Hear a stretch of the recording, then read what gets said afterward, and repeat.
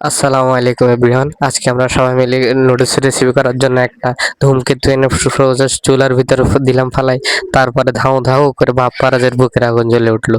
জ্বলে ওঠার পর পানি দিয়ে দিলাম চুলার আগুনের ভিতরে। প্রয়োজন না থাকা সত্ত্বেও পেঁয়াজের ডেড বডির চামড়া ছিলতে তারপরে দেখি পানি করা হয়েছে নাকি। তারপরে টমেটোর ডেড বডিগুলো কাইটা পেঁয়াজের ডেড বডিগুলো টুকরো টুকরো পোস্টমর্টেম করার পরে তারপরে আমরা এগুলো দেখছি ওর বউর কথা মনে পড়ে দিছে কেঁদে। তারপরে কাটলো পেঁয়াজগুলো কাটে।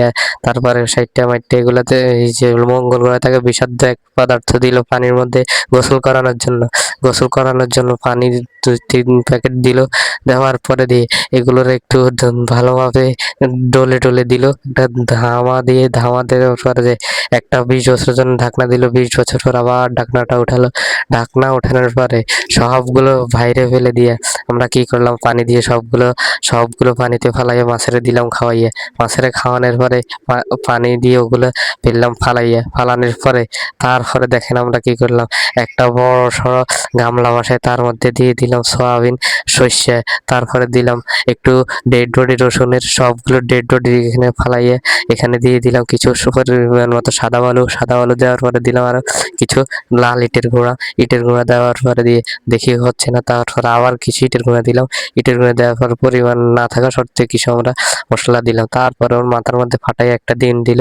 ডিম দেওয়ার পরে আরেকটা ডিম দিল। ডিম দিয়ে তারপরে এগুলো শুধু লাড়তে আছে, সেই স্বাদ। এটাই বাস্তব। লাড়তে আবার এখানে চলে আসলো। ওই যে ফেলে দেওয়া লুডুসগুলো টুকে আনে এটা আবার দিয়ে দিল এখানে নিচে ফেলে দেওয়ার পরে হায় রে কি মজা আবার দিয়ে দিলাম।